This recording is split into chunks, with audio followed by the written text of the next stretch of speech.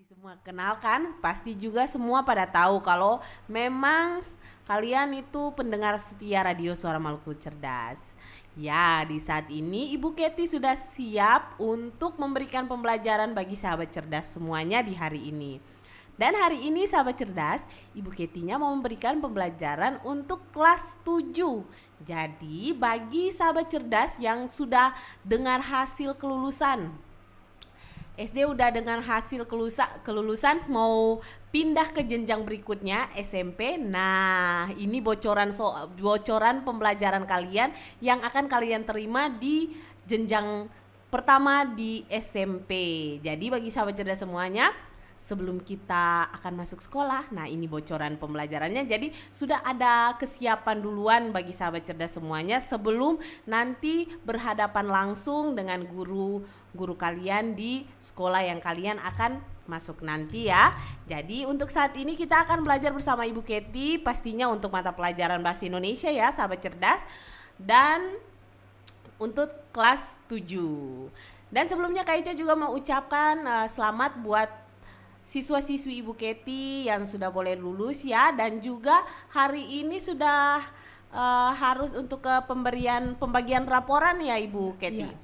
Iya Ibu Enca, sementara dilakukan oleh wali-wali kelas. Iya, jadi bagi semua siswa yang ada di SMP Kalam Kudus Ambon, selamat atas hasil yang akan kalian terima. Apapun hasilnya harus tetap mengucap syukur ya kepada Tuhan, karena itu apa yang kalian sudah berikan yang terbaik. Jadi semoga hasil yang kalian peroleh itu juga memberikan kebahagiaan bagi kalian dan juga orang tua kalian. Dan selamat untuk perpindahan kalian ke jenjang kelas berikutnya, ke tingkatan yang lebih tinggi lagi.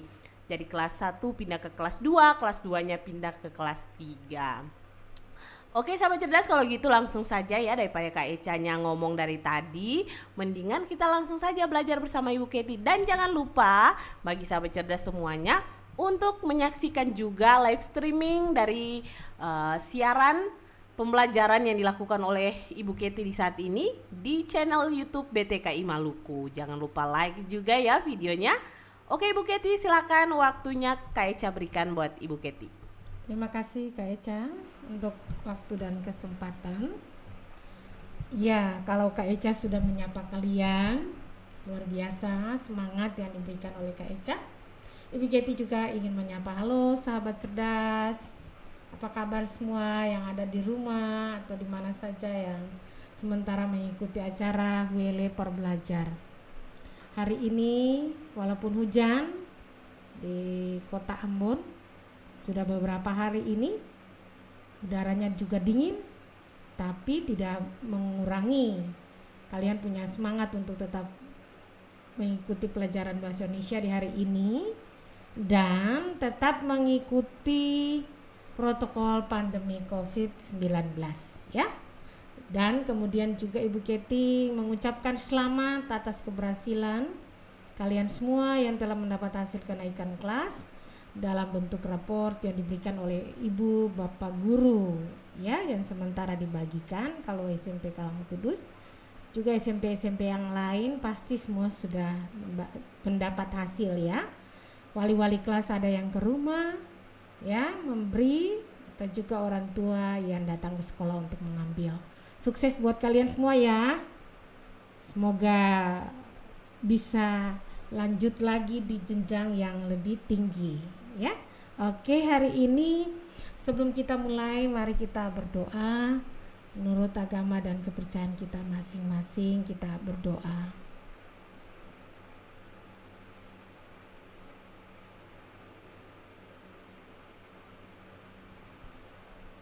Amin. Ya, anak-anak sahabat cerdas, dimanapun Anda berada dan sementara mengikuti acara WL Perbelajar, Ibu Keti sebelum masuk di dalam materi lebih lanjut, dari memberikan materi lebih lanjut, ada beberapa gambar. Nah, ini yang pertama. Gambar ini pasti anak-anak kalau di SMP dan sementara menonton di YouTube tidak asing. Dari judulnya dikatakan kancil dan buaya. Kemudian, yang lagi tidur nih, si penguasa hutan, singa. Ya. Kemudian ya kancil dan buaya yang lanjut tadi gambar pertama. Kalau di atas kelihatannya kancil dominan. Sekarang buaya dan kancilnya juga dominan. Ya. Pasti kalian berpikir, Ibu Keti materinya apa ya? Kira-kira kalau kelas 7 ke kelas 8 sudah ingat ini. Tapi dari SD mau ke SMP pasti bertanya. Tapi juga Ibu Keti percaya di kelas 6 atau di SD kalian sudah pernah dengar ya materi ini, yaitu cerita fabel. Ya kelas 7 semester genap. Oke. Cerita fabel dengan cakupan yang hari ini Ibu Keti akan sampaikan ada 8. Pengertian fabel, ciri-ciri fabel, unsur-unsur fabel, 4 struktur teks cerita fabel, 5 kaidah kebahasan cerita fabel, 6 jenis-jenis fabel, 7 cara menyusun atau membuat teks cerita fabel. Yang ketujuh ini mungkin hanya menginspirasi kalian atau memberi pandangan atau wawasan bagi kalian bagaimana setelah pelajaran ini kalian bisa membuat fabel dengan semua materi yang akan Ibu sampaikan. Dan yang ke-8 contoh fabel. Dan nanti ada latihan 2 pertanyaan ya mengenai unsur dan struktur fabel ya. Oke, itu cakupan materi yang akan Ibu bahas hari ini. Berikut kita lanjut. Pertama, kita akan melihat pengertian fabel. Nah, fabel adalah cerita yang menceritakan kehidupan binatang atau hewan yang berperilaku seperti manusia. Fabel merupakan cerita fiksi atau hayalan belaka. Fabel juga disebut dengan cerita moral karena mengandung pesan yang berkaitan dengan moral. Samping itu, fabel juga dapat diartikan sebagai suatu cerita yang menampilkan hewan-hewan sebagai tokoh utama. Ya, kalau tadi kalian sudah lihat gambar-gambar, nah pasti kalian berpikir ini dia yang disebut cerita fabel ini. Semua peran tokoh utamanya, ceritanya, semua itu hewan yang ditampilkan atau ditonjolkan. Dalam cerita fabel, hewan memiliki perasaan. Hewan bisa berbicara, berpikir, bersikap, dan memiliki emosi layaknya manusia pada umumnya. Oke. Pada umumnya fabel dibuat untuk mendidik anak-anak karena biasanya mereka menyukai tokoh binatang. Ya, itu mengenai pengertian fabel. Ya, jadi ceritanya tentang kehidupan hewan atau binatang berperilaku seperti manusia, punya perasaan, bisa berbicara, berpikir, bersikap, punya emosional, ya, sama seperti kita. Dan tokoh utamanya diperankan semua oleh fabel. Oleh binatang, atau hewan. Ya. Kemudian tujuan fabel adalah agar anak-anak mencontoh tokoh yang baik dan tidak mencontoh tokoh yang buruk. Ya, nanti kita akan lihat lebih lanjut ya dalam contoh nanti. Berikut kita masuk, kalau dari pengertian sekarang kita lihat ciri-ciri fabel. Ciri fabel ada kurang lebih 10 ciri. Ciri yang pertama, tokoh yang berperan dalam fabel adalah binatang. Ya. Ciri kedua, tema cerita umumnya tentang hubungan sosial. Ya, hubungan antar sesama, ya, sama hewan. Oke. Kemudian yang ketiga, Watak yang digambarkan dalam fabel menyerupai watak atau karakter manusia. Ya, yang tadi Ibu juga sudah uraikan di pengertian ya. Bisa berpikir, bisa berbicara, bisa karakter yang baik, jujur, tolong menolong, sopan, dan lain-lain. Ya, itu dimiliki oleh binatang atau hewan. Yang keempat, tokoh fabel dapat berpikir, berkomunikasi, dan bertingkah laku seperti manusia. Ya, itu ciri keempat. Ciri kelima, sudut pandang yang digunakan adalah sudut pandang orang ketiga. Biasanya seperti itu, ya. Keenam, jalan ceritanya menggunakan alur maju. Ketujuh, ciri bahasa yang digunakan dalam fabel bersifat naratif atau berurutan, ya. Ceritanya berurutan. Yang kedelapan, fabel lengkap dengan penggunaan latar tekan terbagi 3, latar tempat, latar waktu, latar sosial.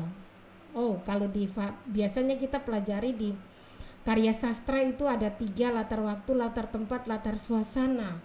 Tapi di fabel ada tambahan lagi latar sosial dan latar emosional. Ya, itu untuk fabel. Yang kesembilan, konflik dalam fabel mencakup permasalahan dunia binatang yang hampir sama dengan kehidupan manusia. Ingat, di fabel juga ada terjadi konflik loh. Bisa ya, masalah-masalah yang timbul di sekitar dunia mereka, dunia binatang atau dunia hewan itu. Ya. Yang ke-10, mengandung amanat atau pesan bagi pembacanya. Iya, cerita fabel biasanya ada juga amanat di dalamnya. Bagaimana pesan yang disampaikan penulis kepada pembaca. Ya. Itu. Yang ke-10 ciri mengenai fabel. Berikut, sahabat cerdas, anak-anak kekasih, kita masuk di unsur-unsur dalam fabel. Ini mirip juga unsur-unsur ini dengan cerpen, dengan novel, dengan drama. Hanya beda-beda tipis ya dibilang. Unsur-unsur dalam fabel yang pertama selalu ada tema. Ya. Tema itu apa? Tema itu pokok masalah yang menjadi sentral, pusat pembicaraan dalam fabel itu disebut tema. Yang kedua, tokoh atau lakon atau juga pelaku yang terlibat di dalam cerita fabel. Oke. Yang ketiga, latar tempat, waktu, dan suasana. Tadi dikatakan ada emosional, ada sosial ya di dalam fabel. Keempat, perwatakan, watak yang dimiliki oleh tokoh, karakter seseorang ya yang dimiliki. Ada yang jahat, ada yang baik ya, pemarah, pendendam, itu watak-watak. Juga ada yang bijaksana, baik hati, suka menolong. Itu semua masuk di perwatakan. Oke. Yang kelima, amanat. Nah, tadi juga Ibu Keti sampaikan sebelumnya di ciri amanat atau pesan penulis bagi pembaca. Keenam, sudut pandang atau cara penceritaan. Nah, sudut pandang biasanya ada juga sudut pandang orang pertama, sudut pandang orang ketiga. Ya, selalu ditampilkan di dalam fabel. Kemudian 7, tujuan komunikasi fabel. Tujuannya bisa memberi kita inspirasi ya. Bahwa cerita ini luar biasa, mirip atau sama persis misalnya dengan kehidupan manusia. Ya. Lalu ke-8, selalu dalam fabel biasanya itu alur yang digunakan adalah alur maju.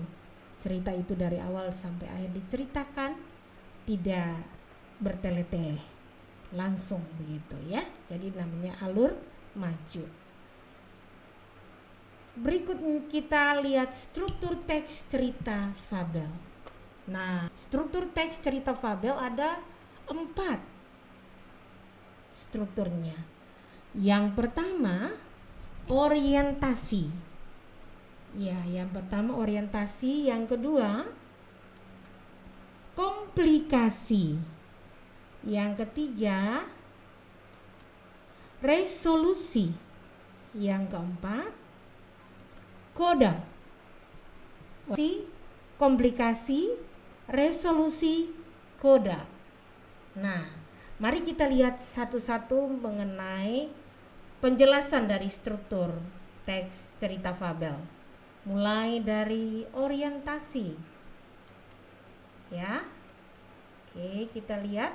Nah, orientasi adalah bagian permulaan pada sebuah cerita fabel yang berisikan pengenalan cerita fabel tersebut, yang diantaranya seperti pengenalan tokoh, pengenalan latar tempat, waktu, pengenalan background atau tema, dan lain sebagainya.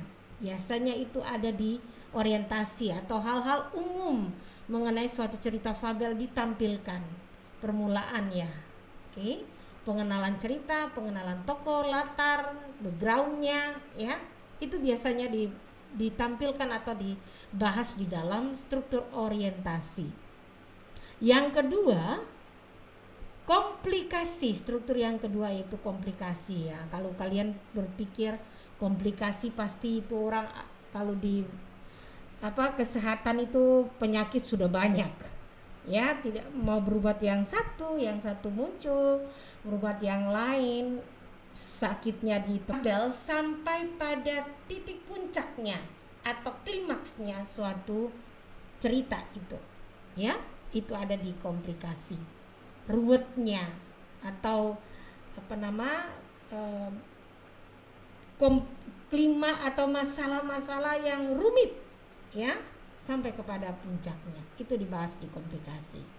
Yang ketiga, resolusi. Resolusi atau bagian teks yang berisikan pemecahan permasalahan yang dialami dan dirasakan oleh tokoh. Kalau di komplikasi semua masalah dipaparkan satu demi satu. Kalau di resolusi sudah ada titik terang atau sudah ada cara untuk penanganan atau pemecahan dari konflik-konflik yang terjadi di dalam cerita fabel itu, ya. Jadi sudah mulai ada jalan keluar atau solusi yang diambil. Oke, dan yang keempat, koda. Koda atau bagian terakhir teks cerita yang berisikan pesan-pesan dan atau amanat yang terdapat di dalam cerita fabel. Ya, jadi ada 4 struktur itu dengan penjelasannya. Orientasi, komplikasi, resolusi, dan koda. Berikut kita masuk ke kaidah kebahasaan cerita fabel. Kaidah kebahasaan ada 4. Ya, ada 4 kaidah kebahasaan cerita fabel. Yang pertama ada kata kerja. Yang kedua, kata sandang, si dan sang. Misalnya sang betina, si kancil, itu nanti kita akan lihat ya di latihan nanti akan ada. Yang ketiga, kata keterangan tempat dan waktu. Kata keterangan tempat dan waktu selalu harus ada di dalam kaidah kebahasaan fabel. Dan yang keempat, penggunaan kata hubung. Ya, Anda pasti tahu ya, anak-anak pasti tahu kata penghubung. Ketika, karena, kemudian, dan lain-lain. Itu nanti dibahas ya, lebih lanjut. Oke, itu mengenai kaidah kebahasaan ada 4. Kata kerja, fabel itu memiliki kata sandang, si dan sang. 3, kata keterangan tempat dan waktu. Keempat, penggunaan kata penghubung dalam cerita fabel. Oke, kita lihat penjelasannya. Kita mulai dengan kata kerja. Kata kerja dalam fabel ada 2, ya, kata kerja transitif dan kata kerja intransitif. Kata kerja transitif yaitu kata kerja yang memiliki objek. Contohnya, Ibu memakan sayur.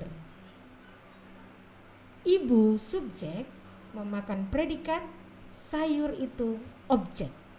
Jadi kata kerja transitif itu kata kerja yang memiliki objek. Dan yang kedua, kata kerja intransitif yaitu kata kerja yang tidak memiliki objek. Contoh kalimat, Benny sedang bersiul. Tidak ada objek yang ditampilkan di sana. Hanyalah tindakan seperti itu. Ya. Yang kedua, kata sandang si dan sang. Contoh kalimat, sang kancil berkeliling taman sambil menyapa teman-temannya. Hai, aku kancil, gitu ya misalnya ya. Sang kancil berkeliling taman sambil menyapa teman-temannya. Sang ada di sana, kata sandang. Kemudian kalimat berikut, si siput hanya diam saja mendengar ejekan tersebut. Si siput hanya diam saja. Di mana letak kata sandangnya ada terdapat di awal kalimat. Si siput hanya diam saja mendengar ejekan tersebut. Jadi kata sandang si dan sang itu ditentukan gampang ya. Sangat mudah. Kemudian yang ketiga, kata keterangan tempat dan waktu. Contoh, pada suatu hari semut berjalan di taman. Di mana letak keterangan tempat dan waktu? Pada suatu hari, kemudian semut berjalan di mana? Di taman. Oke, keterangan tempat dan waktu bisa ditentukan. Pada suatu hari, di senja, kemudian dini hari, pagi hari, siang hari, malam hari. Itu keterangan waktu. Di taman, di hutan, di sungai. Itu banyak ya, masih ya. Itu nama tempat. Ya. Berikut yang keempat, penggunaan kata hubung atau preposisi atau konjungsi, bukan preposisi tapi konjungsi. Kata hubung yang sering digunakan dalam teks cerita fabel diantaranya adalah kata lalu, kemudian, dan akhirnya. Kata hubung yang digunakan lalu, kemudian, dan akhirnya. Contoh, akhirnya sang semut meminta maaf dan berjanji untuk tidak mengulanginya. Di mana letak kata hubungnya? Akhirnya. Biasanya ada penggalan teks fabel. Ini cuma Ibu Keti angkat kalimatnya ya. Akhirnya sang semut meminta maaf dan berjanji untuk tidak mengulanginya. Kalau kalimat ini masuk pada urutan koda ya, akhirnya. Biasanya dalam koda di cerita fabel itu tandainya dengan kata akhirnya. Ya, oke. Bisa mengerti anak-anakku, anak sahabat cerdas? Kita lanjut dengan materi berikut, yaitu jenis-jenis fabel. Ada 4 golongan besar jenis fabel. Kemudian nanti kita rinci lagi bagian-bagian itu. Ya. Jenis-jenis fabel yang pertama, berdasarkan asal dan ruang lingkupnya. Yang pertama, berdasarkan asal dan ruang lingkupnya. Yang kedua, berdasarkan penggunaan latar dan perwatakan. Berdasarkan penggunaan latar dan perwatakan. Dan yang ketiga, berdasarkan kemunculan pesan. Dan keempat, berdasarkan isi dan kandungan cerita fabel. Oke, jenis-jenis fabel ada dibagi lagi dalam 4 golongan besar. Berdasarkan asal dan ruang lingkupnya, berdasarkan penggunaan latar dan perwatakan, berdasarkan kemunculan pesan, berdasarkan isi dan kandungan cerita fabel. Oke, anak-anak bisa mengerti apa yang Ibu berikan? Kita lanjut, kita lihat penjelasan dari 4 golongan besar jenis-jenis fabel itu. Mulai dengan berdasarkan asal dan ruang lingkupnya, fabel terbagi lagi menjadi 3 bagian. Berdasarkan asal dan ruang lingkupnya, fabel lokal atau kedaerahan, yaitu fabel yang berasal dari daerah dan penyebarannya terbatas pada ruang lingkup daerah itu sendiri. Ya. Kemudian yang kedua, fabel Nusantara, yaitu fabel yang berasal dari daerah dan telah menyebar ke seluruh pelosok Nusantara. Yang ketiga, fabel internasional, yaitu fabel yang berasal dari suatu negara dan telah menyebar ke seluruh dunia. Jadi itu berdasarkan asal dan ruang lingkupnya. Fabel lokal atau kedaerahan, fabel Nusantara, fabel internasional. Kalau fabel Nusantara bisa juga dikatakan kancil dan buaya, ya, singa si raja hutan, kupu-kupu berhati yang mulia, itu ya masuk dalam Nusantara. Kalau lokal, misalnya di sini di Ambon, Ibu kurang ingat lagi kalau fabel lokal, ya. Lalu kalau fabel internasional nanti juga mungkin kita cari ya bersama-sama. Untuk saat ini Ibu tidak membahas. Kemudian berdasarkan penggunaan latar dan perwatakan, fabel terbagi menjadi 2 lagi, fabel alami dan fabel adaptasi. Fabel alami yaitu fabel yang menyandarkan sifat para tokoh sesuai dengan karakter aslinya. Nah, ini dia karakter yang dimunculkan alami langsung dari dalam tokoh hewan itu sendiri, ya. Kemudian fabel adaptasi yaitu fabel yang menyandarkan sifat para tokoh berbeda dengan aslinya. Fabel adaptasi yaitu fabel yang menyandarkan sifat para tokoh yang berbeda dengan aslinya, ya. Berikut kita lihat. Berdasarkan kemunculan pesan, fabel terbagi atas 2 lagi. Ya, yang tadi Ibu Keti sampaikan di depan. Fabel koda, yaitu fabel yang menampilkan pesan secara jelas atau eksplisit di akhir cerita. Kemudian yang kedua, fabel tanpa koda, yaitu fabel yang tidak menampilkan pesan yang jelas di akhir cerita, namun hanya tersirat atau implisit dalam ceritanya saja, ya. Oke, ada 2, koda dan tanpa koda, itu menurut kemunculan pesan. Sudah. Dan yang terakhir, yang keempat, berdasarkan isi dan kandungan cerita, fabel terbagi menjadi 4, fabel jenaka, fabel tragedi, fabel romantika, dan fabel heroik. Fabel jenaka yaitu fabel yang mengandung cerita lucu dan mengundang tawa pembaca. Fabel tragedi yaitu fabel yang mengandung cerita sedih dan mengundang keprihatinan pembaca.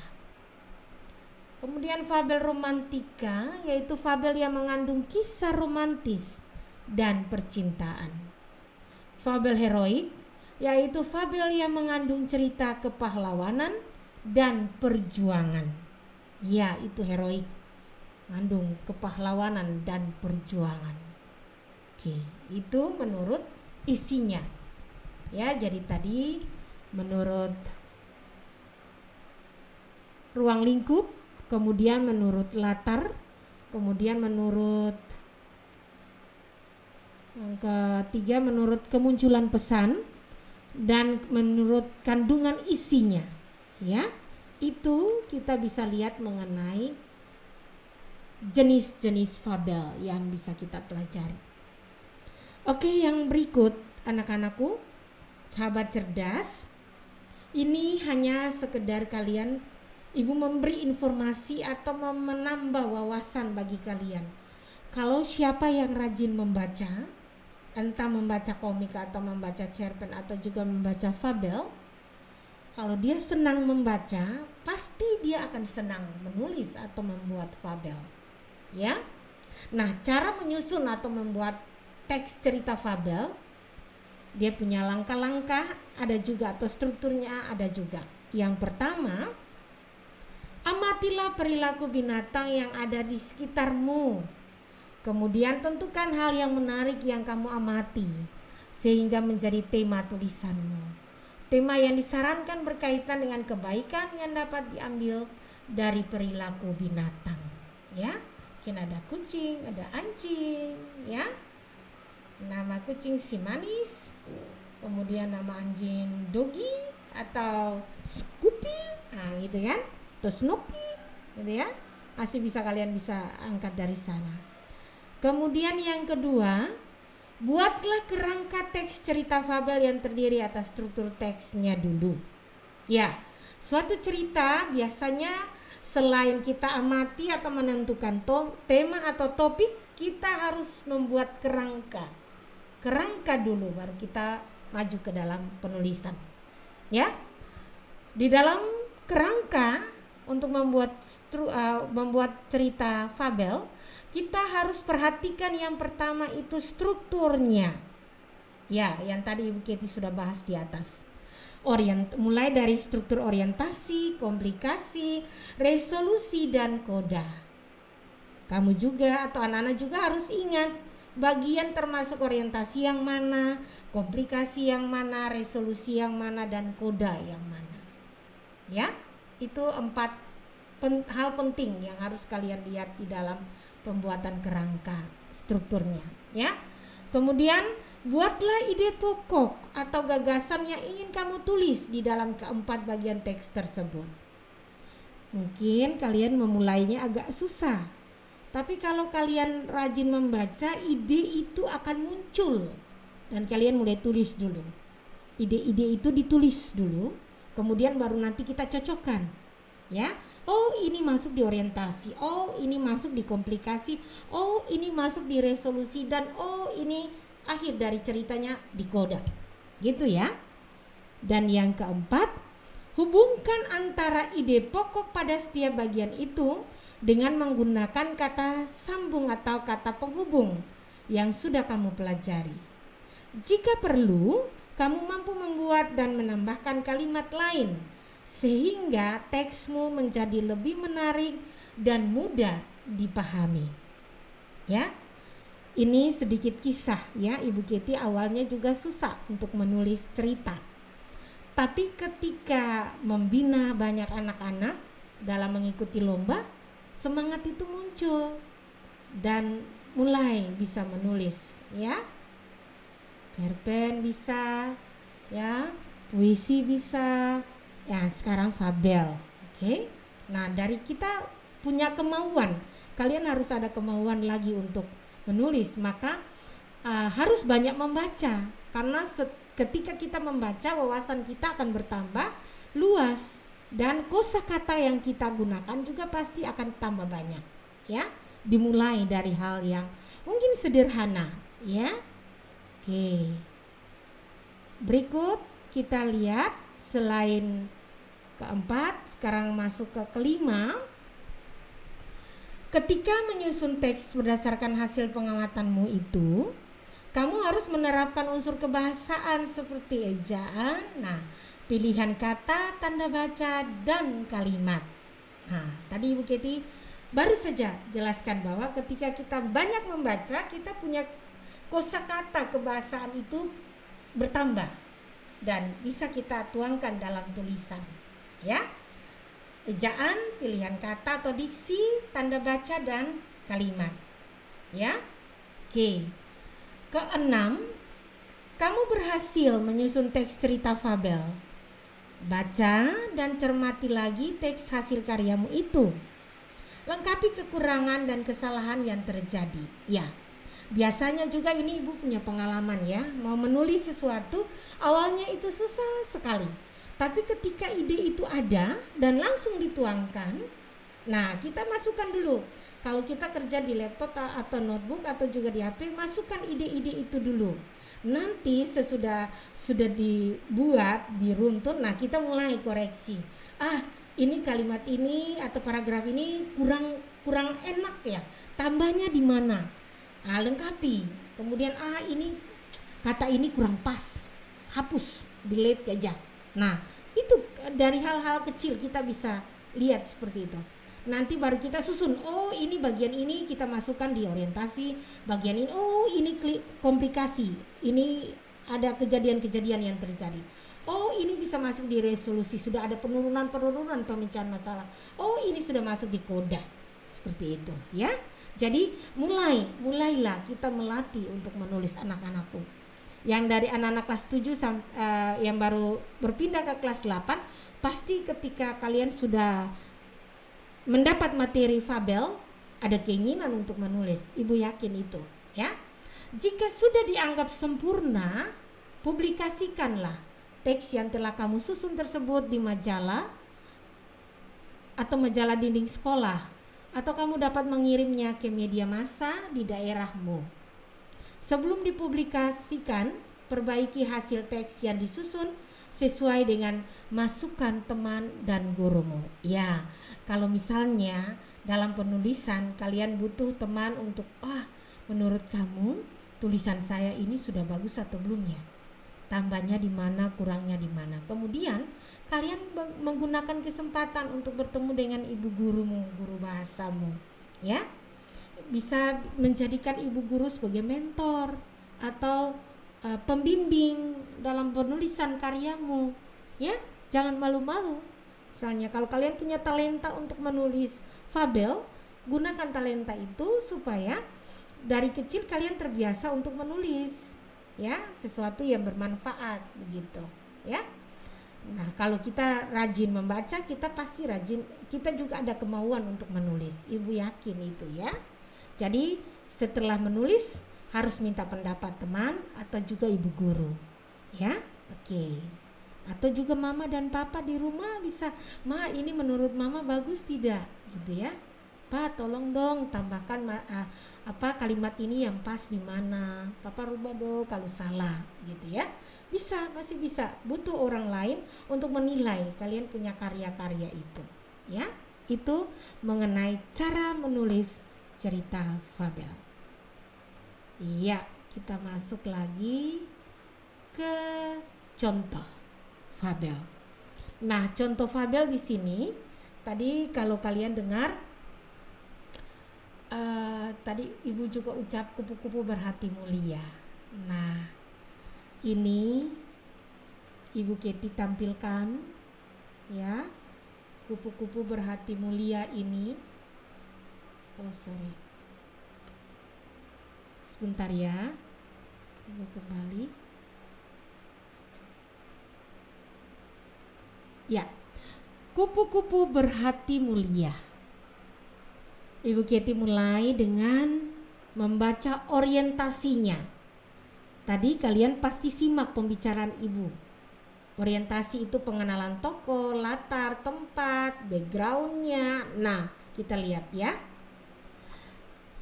Dikisahkan pada suatu hari yang cerah, ada seekor semut berjalan-jalan di taman. Ia sangat bahagia karena bisa berjalan-jalan melihat taman yang indah. Sang semut berkeliling taman sambil menyapa binatang-binatang yang berada di taman itu.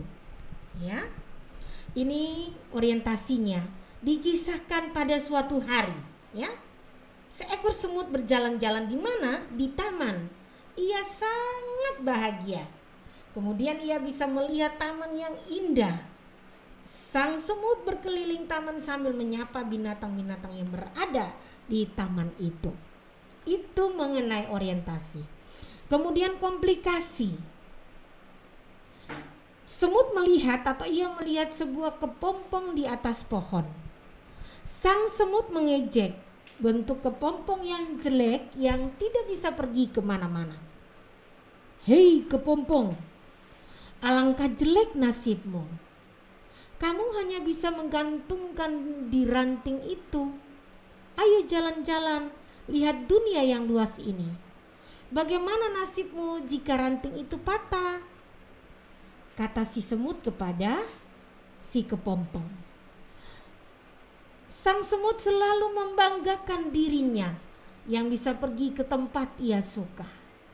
Bahkan sang semut kuat mengangkat beban yang lebih besar dari tubuhnya.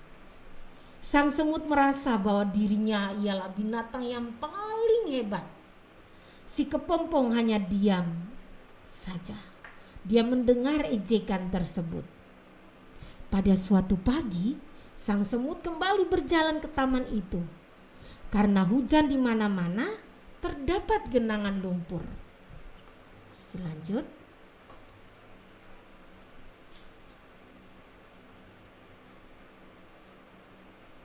Lumpur yang licin membuat semut tergelincir ke dalam lumpur. Ia terjatuh ke dalam lumpur. Sang semut hampir tenggelam dalam genangan itu. Semut berteriak sekencang mungkin untuk meminta bantuan. "Tolong, bantu aku. Aku mau tenggelam. Tolong, tolong." Ya, itu seperti yang tadi Ibu sudah katakan. Ini komplikasi. Komplikasi yang pertama ya, kalau kita lihat dari paragraf ini, ejekan semut kepada kepompong hanya bisa ditahan dan tidak bisa kemana-mana. Seperti semut bisa kemana-mana, bisa mengangkat beban yang berat atau bisa mencari makanan yang lebih besar dari tubuhnya. Tapi apa yang terjadi? Dia tidak tahu bahwa hari itu hujan lebat dan ada lumpur. Sehingga semut itu semut tergelincir ke dalam lumpur. Ia terjatuh ke dalam lumpur, hampir tenggelam, dan dia hanya bisa berteriak, "Tolong, tolong, tolong," gitu ya, sekencang mungkin untuk membantunya. Jadi jangan terlalu menghina kepompong supaya tidak terjatuh, begitu ya. Dan lihat komplikasi yang terjadi di sana, ya. Klimaksnya itu si semut tergelincir dan hampir tenggelam. Nah, resolusinya, Ibu Kitty baca lagi bagi kalian. Untunglah saat itu ada seekor kupu-kupu yang terbang melintas. Kemudian kupu-kupu mengulurkan sebuah ranting ke arah semut. "Semut, peganglah erat-erat ranting itu. Nanti aku akan mengangkat ranting itu." Lalu sang semut memegang erat ranting itu. Si kupu-kupu mengangkat ranting itu dan menurunkannya di tempat yang aman. Kemudian sang semut berterima kasih kepada kupu-kupu karena kupu-kupu telah menyelamatkan nyawanya. Ia memuji kupu-kupu sebagai binatang yang hebat dan terpuji. Mendengar pujian itu, kupu-kupu berkata kepada semut, "Aku adalah kepompong yang pernah diejek," kata si kupu-kupu. Ternyata kepompong yang dulu ia ejek sudah menyelamatkan dirinya. Resolusinya sudah mulai ada pemecahan masalah. Masalahnya apa? Masalah yang pertama itu kupu-kupu datang dan menolong si semut, ya. Kemudian ya, dengan cara apa dia memberi pertolongan? Dengan cara memberi sebuah ranting ke arah semut, dan nanti ranting itu ditarik erat-erat dan dipegang erat-erat oleh semut, ya. Kemudian si kupu-kupu mengangkat ranting itu, menurunkannya ke tempat yang aman. Kemudian semut berterima kasih kepada kupu-kupu.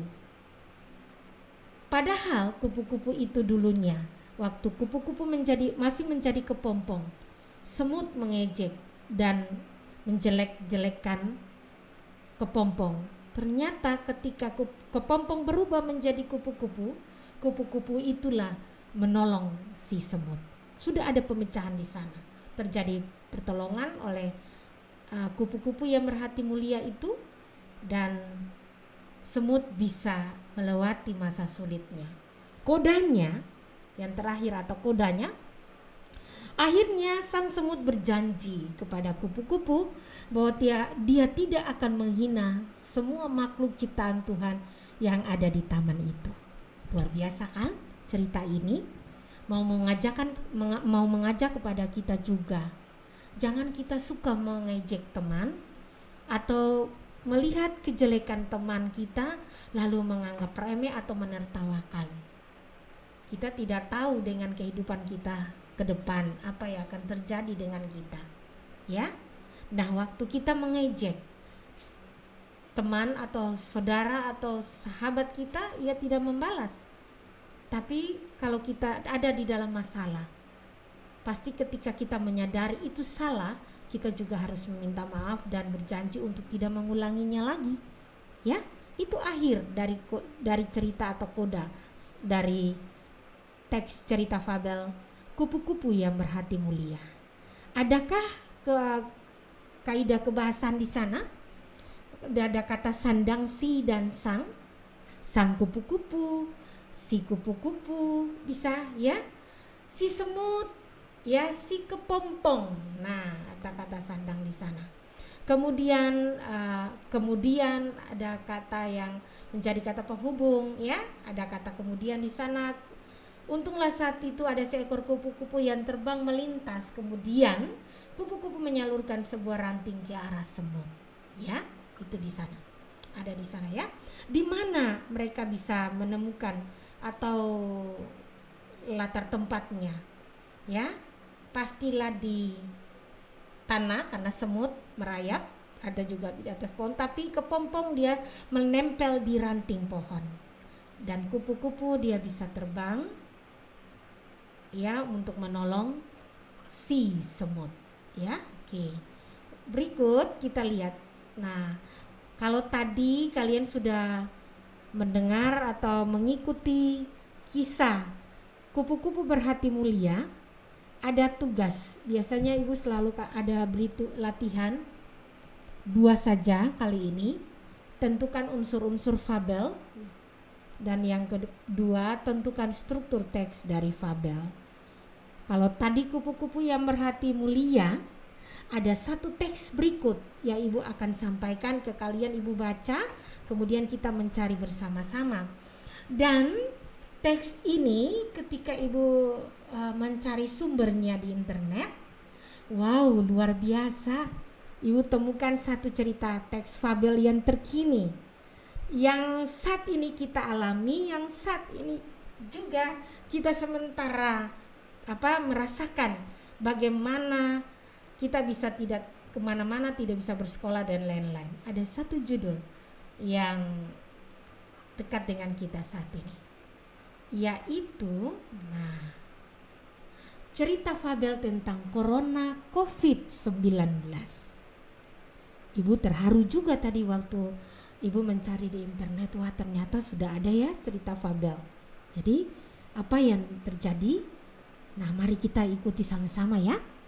Ibu baca saja dulu ceritanya, nanti baru kalian menyimak.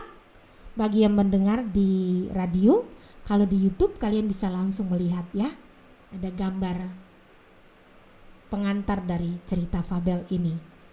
Judulnya cerita fabel tentang Corona COVID-19. Di salah satu kota di Cina, hiduplah keluarga kelelawar. Pada suatu hari, bapak dan ibu kelelawar pergi untuk mencari makanan dan buah-buahan. Akan tetapi, di tengah perjalanan, kelelawar tersebut terperangkap dalam jaring yang sengaja dipasang oleh pemburu. Hingga akhirnya, kelelawar tersebut dibawa oleh pemburu. Setelah dibawa ke rumah pemburu, bapak dan ibu kelelawar dikurung di dalam sangkar. Berikut, pada keesokan harinya, bapak dan ibu kelelawar dibawa ke pasar hewan oleh para pemburu untuk dijual. Setelah menunggu pembeli, akhirnya bapak dan ibu kelelawar dibeli oleh mereka. Kelelawar merupakan makanan favorit warga di sana. Dan akhirnya tibalah di rumah pembeli tersebut. Bapak dan ibu kelelawar dimasak dan dimakan. Tetapi beberapa hari kemudian banyak orang batuk, sesak napas, demam. Para peneliti terkejut melihat mengapa begitu banyak orang sakit seperti ini. Akhirnya Para peneliti berhasil menegaskan bahwa gejala batuk, sesak napas, demam adalah virus kelelawar yang dikonsumsi manusia. Virus itu bernama coronavirus atau COVID-19. Oke, ceritanya singkat saja, tapi memacu kita untuk sedikit memahami tentang COVID-19 ini. Kalian bisa mengerti? Bisa mengikutinya ya? Oke, coba Ibu Keti ulangi sekali lagi dulu. Cerita tentang fabel corona COVID-19. Di salah satu kota di Cina, hiduplah keluarga kelelawar.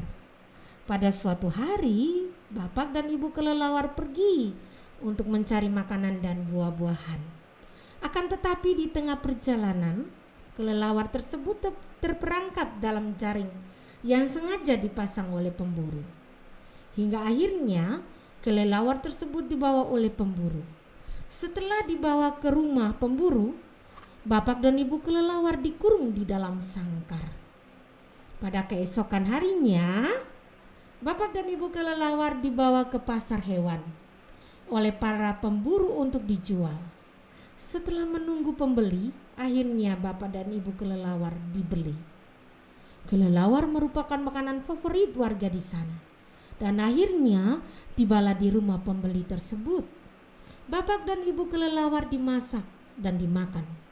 Tetapi beberapa hari kemudian, banyak orang yang batuk, sesak napas, demam. Para peneliti terkejut melihat mengapa begitu banyak orang sakit seperti ini. Akhirnya, para peneliti berhasil menegaskan bahwa gejala batuk, sesak napas, dan demam adalah virus kelelawar yang dikonsumsi manusia. Virus itu bernama coronavirus atau COVID-19. Nah, ceritanya menarik kan anak-anak? Sekarang kita lanjut ya. Ada 2 pertanyaan tadi. Ya. Yang pertama kita akan mencari dulu unsur-unsur dari fabel corona COVID-19 dan struktur fabel corona COVID-19. Kita mulai yang pertama. Kalau unsur-unsur yang tadi Ibu bahas, kalian masih ingat apa yang pertama? Tema, kemudian latar terbagi 3 lagi, tempat, waktu, suasana. Berikut unsur yang ketiga tokoh, keempat perwatakan, tokoh dan perwatakan. Kemudian amanat, dan kemudian tujuan, kemudian alur. Nah, mari kita lihat sama-sama ya. Kira-kira ada yang tahu apa tema dari cerita fabel corona COVID-19? Nah, Ibu mencoba mengangkat di sini ya. Membantu juga untuk memahami, memberi pemahaman kepada kalian. Temanya pembunuhan mendatangkan penyakit. Nah, atau pembunuhan oleh kelelawar misalnya gitu ya. Kemudian latar. Pertama latar tempat. Salah satu kota di Cina, ya toh? Ya, tempat. Waktu pagi, siang, juga malam bisa masuk di sana. Suasananya pasti menegangkan dan menyedihkan. Ya. Kemudian tokoh, keluarga kelelawar. Ayah kelelawar, ibu kelelawar, dan pemburu kelelawar, kemudian peneliti kelelawar. Perwatakan, kelelawar pembawa penyakit. Ayah dan ibu kelelawar itu rajin, suka pergi mencari makanan dan buah-buahan. Pemburu suka berburu dan membunuh. Iya. Kemudian kita lihat amanatnya, berhati-hatilah dalam membunuh hewan karena bisa mendatangkan penyakit bagi kita yang makan ya. Jadi kalau ada yang binatang yang misalnya sudah terjangkit virus atau kita ingat juga Ibu Keti pernah dengar cerita virus rabies itu di anjing ya. Jadi kalau kita yang senang makan daging anjing harus juga tanya, ini rabies atau tidak nih? Ya, jangan-jangan kita juga tertular virus seperti itu, ya. Dan ini amanat yang bisa Ibu Keti mencoba mengangkat dari fabel Corona COVID-19 ini. Berhati-hatilah dalam membunuh hewan karena bisa mendatangkan penyakit bagi kita lewat virus yang dimiliki oleh hewan itu. Tujuan dari kisah ini menginspirasi kita untuk berhati-hati, menjaga diri, ya, di tengah pandemi COVID ini, Pak. Oke, alur yang digunakan yaitu alur maju. Karena ceritanya dimulai awalnya perkenalan keluarga di kota Cina, sebenarnya tepatnya di Wuhan, Cina, ya. Itu pengenalan toko, tempat, dan background dari pengenalan toko dari fabel ini, ya. Kemudian kalau komplikasinya, ya, ayah ibu kelelawar mulai pergi mencari buah-buahan, kemudian mereka terperangkap di dalam jaring. Jaring itu mereka tergelincir di dalamnya dan akhirnya mereka dijual, ya. Mereka dijual, kemudian dibeli, kemudian dibunuh, disantap oleh si pemburu itu tadi dan menimbulkan penyakit yang kita namakan COVID-19, ya. Itu tujuannya untuk alurnya alur maju. Jadi ceritanya berawal dari orientasi sampai kepada koda. Ya, berikut yang kedua, struktur fabel Corona COVID-19. Nah, itu tadi sudah Ibu jelaskan, ya. Dia ada di Wuhan, Cina. Hiduplah kelelawar, pada suatu hari Bapak dan Ibu sudah itu tadi perjalanan, kemudian kelelawar tersebut terperangkap jari yang sengaja dipasang oleh pemburu.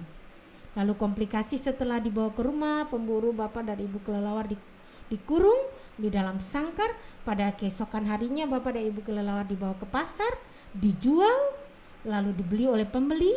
Akhirnya Bapak dan Ibu kelelawar dibeli, dimasak, dimakan. Tetapi beberapa hari kemudian banyak orang yang kena batuk, sesak napas, dan demam. Klimaksnya banyak orang yang sakit batuk, sesak napas, dan demam.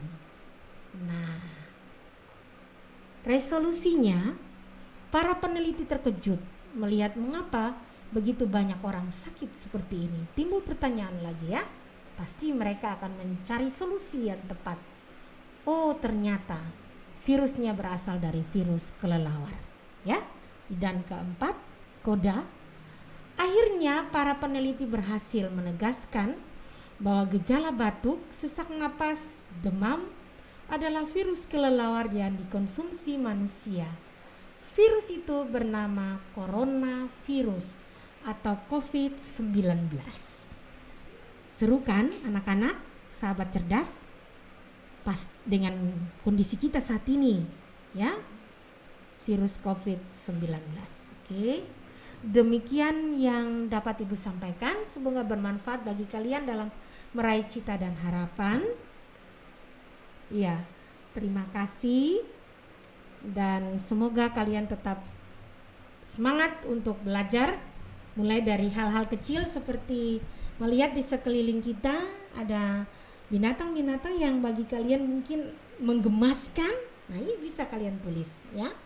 Oke, sekian, terima kasih, dan sebelum menutup mari kita berdoa dulu di akhir pembelajaran ini. Kita berdoa. Tuhan, terima kasih kami sudah selesai belajar. Beri hikmat bagi anak-anak yang mendengar dan langsung melihat dari YouTube atau semua orang yang mendengar mengikuti. Biarlah materi ini menjadi berkat bagi anak-anak kekasih di kelas 7 SMP. Terpujilah namamu Bapa, dalam nama Yesus kami berdoa. Amin. Ibu Keti kembalikan buat Kak Enca. Oke Bu Keti, makasih banyak ya sudah boleh bercerita juga bagi sahabat cerdas semuanya, karena topik hari ini kan kita bercerita tentang cerita fabel. kita sudah boleh tahu cerita fabel itu seperti apa. Ternyata ya Ibu Kety, cerita fabel itu sering loh Kak Eca puterin bagi sahabat cerdas semuanya itu Kak pada Eca. saat pembelajaran untuk jenjang kelompok bermain PAUD, TK Iya, itu iya. biasa Kak Eca puterin ada gajah dan semut. Semut, ya. Nah seperti itu. Iya. Jadi bagi sahabat cerdas semuanya, semoga ya kalian sudah bisa Ya. menentukan unsur-unsur yang ada pada cerita fabel dan juga struktur yang ada pada cerita fabel. Berdasarkan tadi kan sudah diberikan 2 cerita kupu-kupu yang berhati mulia dan Ya. juga yang satunya tentang cerita tentang virus corona. Ya. Nah, semoga semuanya bisa dapat ya memahami pembelajaran yang boleh diberikan oleh Ibu Kety. Ya. Dan semoga bagi yang kelas 6 mau ke kelas 7, kalian sudah bisa ya untuk paham sehingga pada saat nanti kalau sudah masuk, nah pada saat Ibu menyampaikan kita akan belajar tentang cerita fabel. Kalian sudah punya dasar karena kalian sudah sering untuk mendengarkan radio kita dalam program Mulai Belajar. Makasih banyak Kak Eca sampaikan buat Ibu Kety. Sama-sama Kak Eca. Pastinya di hari Rabu minggu depan Ibu Kety akan balik lagi ya bagi sahabat cerdas semuanya. Untuk itu yang selalu ingin mendengar pembelajaran oleh Ibu Kety harus tetap standby untuk mendengarkan pada hari Rabu ya. Khusus hari Rabu itu untuk pembelajaran SMP dan Ibu Kety pasti siap untuk memberikan pembelajaran bagi sahabat cerdas semuanya. Oke sahabat cerdas, kita akan lanjut lagi ya dengan pembelajaran kita berikutnya, tetapi Kak Eca akan puterin satu lagu dulu bagi sahabat cerdas semuanya. Lagu dari Sherina, Andai Aku